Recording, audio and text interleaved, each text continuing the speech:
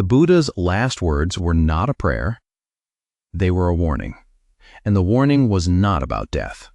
It was about a habit you have right now, holding things in place that were never still. The English word is impermanence, but that translation is wrong. His word was never about endings. It was about movement. He said this while dying to the man who had walked beside him for 25 years, the man who had memorized more of his teachings than anyone alive, a man who was weeping behind a building because he could not accept that his teacher was leaving. And what the Buddha told him changes how you hold everything you love.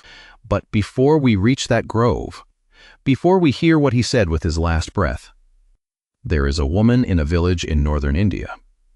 She is carrying a dead child, and she is about to learn what impermanence actually means, not by hearing a teaching, but by walking through every door in her town. Her name was Kisa Gotami. Her son was less than a year old when he died. The texts do not say what killed him.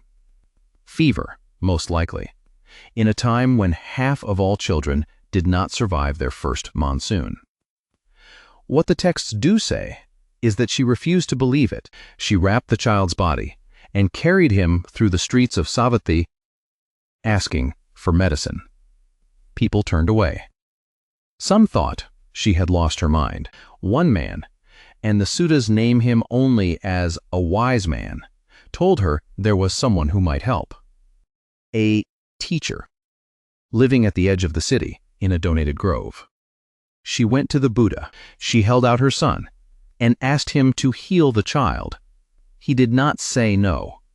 He did not explain death. He did not give a teaching on impermanence. He said, "Bring me a mustard seed from a house where no one has ever died." Mustard seeds were in every kitchen in India. This was not a difficult request. She went to the first house. She asked, "Has anyone in this family ever died?" The woman at the door paused. Her husband's father.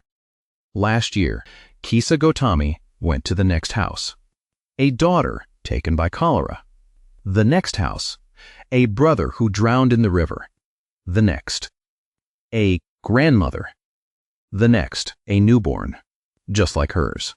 She walked the entire village, every single door. And at every single door, the answer was the same. Not because people were cruel, because people are mortal. The text says she put the child down at the edge of the cremation ground. She came back to the Buddha. And she did not ask for medicine, she asked for teaching. What happened to Kisa Gotami is the most precise demonstration of impermanence in the entire Pali Canon. The Buddha did not hand her a doctrine. He gave her a walk. And the walk showed her what the Pali word actually means. The English word impermanence sounds like a statement about endings. Everything ends. Accept it. Move on. But the Pali word, anicca, pronounced anicca, does not mean things end. It means not constant, not standing still. A river is not impermanent because it will dry up someday. A river is impermanent because it is moving right now. That changes everything. Because if impermanence meant things end, the teaching would be, prepare for loss, grieve in advance, brace yourself. But if impermanence means things move, the teaching is completely different. The teaching is, stop trying to hold still what was never still. The loss is not the problem. The grip is the problem. Kisa Gotami was not suffering because her child died. She was suffering because she was carrying a body through the streets, trying to reverse something that had already moved. And here is where the story connects to something you would not expect. Roughly 2,500 years ago, on the other side of the world from the Buddha, a Greek philosopher named Heraclitus stood by a river and said, "You cannot step into the same one twice." Two civilizations, no contact, no shared texts, the same observation. That is not coincidence. That is the world telling you what it is. Kisa Gotami saw it by walking. Heraclitus saw it by watching water. But there was a group of 1,000 men who had spent their entire lives staring directly at the answer, worshiping it, feeding it, building their entire identity around it. And they missed it completely. They were fire worshippers. And the Buddha was about to use their own sacred flame to show them what they had been looking at all along. They lived at a place called Gaya Head, 1,000 ascetics who followed a teacher named Uruvela Kassapa. Fire was their entire world. They tended sacred flames the way monks tend silence. Fire was prayer. Fire was purification. Fire was purification. Fire was the closest thing they had to God. The Buddha came to them after his enlightenment, and instead of dismissing their practice, he did something far more precise.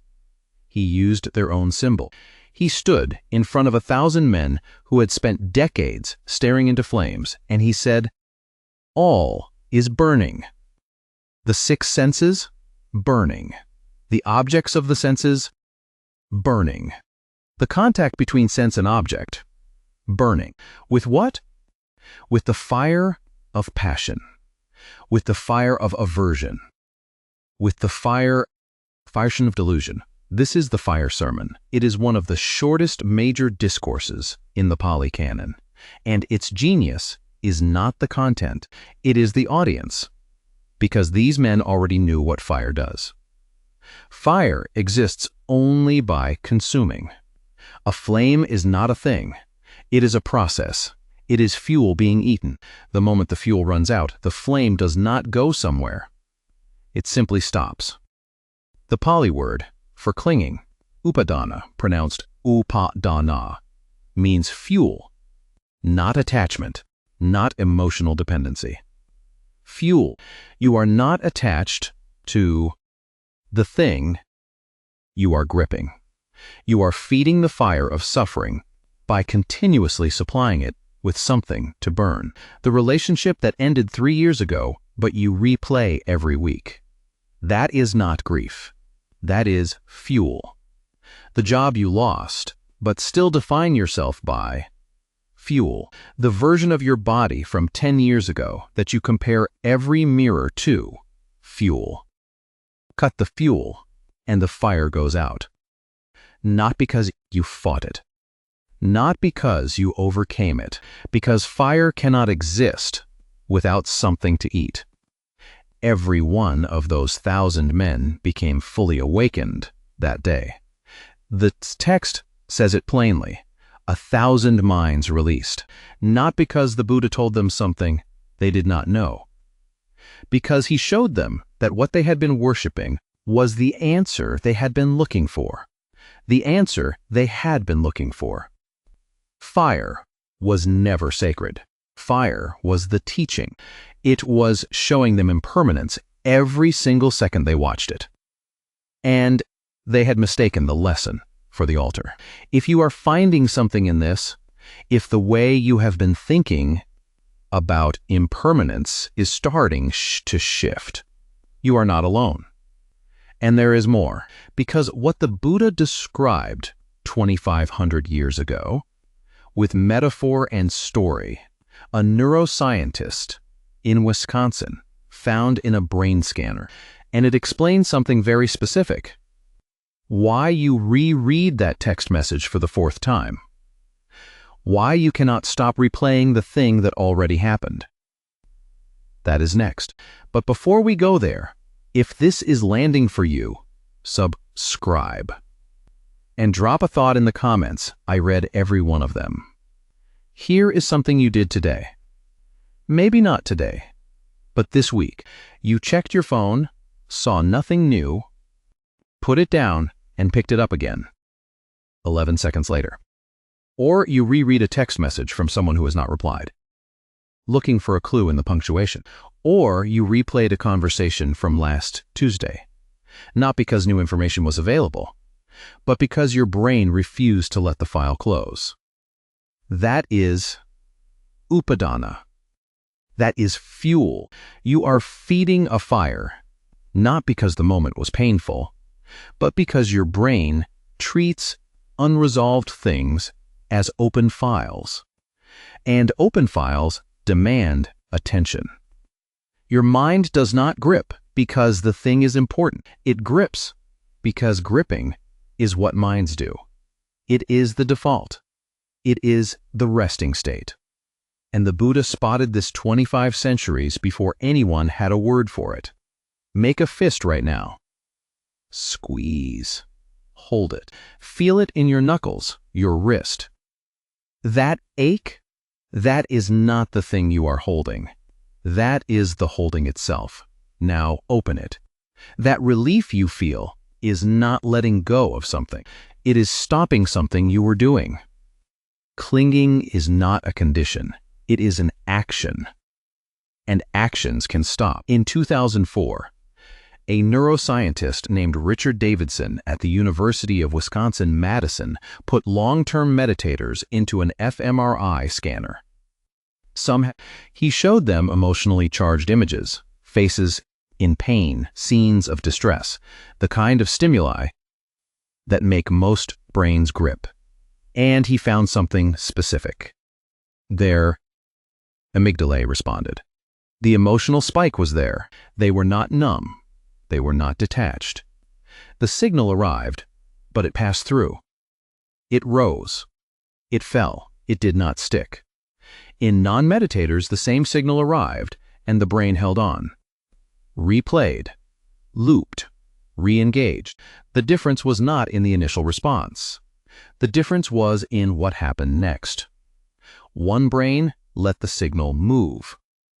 The other brain tried to hold it in place. The meditators had not learned to feel less. They had learned to stop feeding the fire. Their brains had trained through thousands of hours of watching sensations arise and pass to let things be in motion without adding fuel. The flame still appeared. It simply was not given anything to eat. That is what the Buddha meant. Not do not feel, not detach from life, not accept that everything dies and be sad about it quietly. He meant, you are doing something right now with your hands, with your attention, with the way you hold yesterday in your jaw and tomorrow in your shoulders. And you can stop doing it, not by force, not by willpower, by seeing. The moment you see the grip as an action and not a fact, the grip has already started to loosen. You have been standing in the river trying to hold the water in place. The water is not the problem. The holding is the problem. Marcus Aurelius, a man who never read a word of the Pali Canon, wrote in his private journal, "Loss is nothing else but change, and change is nature's delight." He arrived at the same riverbank from a completely different direction. The Stoics did not have the word anicca, but they stood in the same current and felt it moving. The science shows it. The Stoics glimpsed it. Kisa Gotami walked through it door by door. 1,000 fire worshippers saw it in their own flames, but to hear it the way the Buddha meant it, to hear it the way it was meant to land, you have to be in the room where he said it for the last time. You have to see the man who could not stop weeping, and you have to hear the final sentence the Buddha ever spoke. The grove was called Upavatana. Twin sal trees just outside the small town of Kushinagar. It was not a grand place. It was not a temple. It was a clearing in the forest where travelers sometimes stopped. The Buddha was 80 years old. He had been walking for months despite the illness, dysentery, most scholars believe, from a meal of either pork or mushrooms offered by a blacksmith named Kunda. He did not blame Kunda. He specifically told Ananda to make sure no one blamed Kunda. The offering was given in good faith. The body was simply doing what bodies do. He lay down on his right side between the twin trees, his head to the north, one foot resting on the other. What happened next was recorded with a level of detail that suggests someone in the room remembered everything, and someone did. Ananda, 25 years as the Buddha's personal attendant. He carried the robe. He filtered the water. He stood at the door while the Buddha slept and turned visitors away or let them in. He had heard more of the Buddha's words than any living person. His memory was so precise that after the Buddha's death, when the monks gathered to recite every teaching from memory, Ananda was the one they turned to. Every discourse that begins with "Thus have I heard," that is Ananda's voice. He is the I, and he was falling apart. The text says he went the vihara nearby and leaned against the doorpost, weeping. He said, "I am still a learner with much to do. And my teacher, who is so compassionate to me, is about to attain final nibbana." He was not weeping because he did not understand impermanence. He was weeping because he did. He knew the teaching. He had memorized it. He had recited it to others, and none of that stopped the grief. Knowing that the river moves does not mean you do not feel the cold when it takes something past you. The Buddha noticed he was gone. He asked the monks, "Where is Ananda?"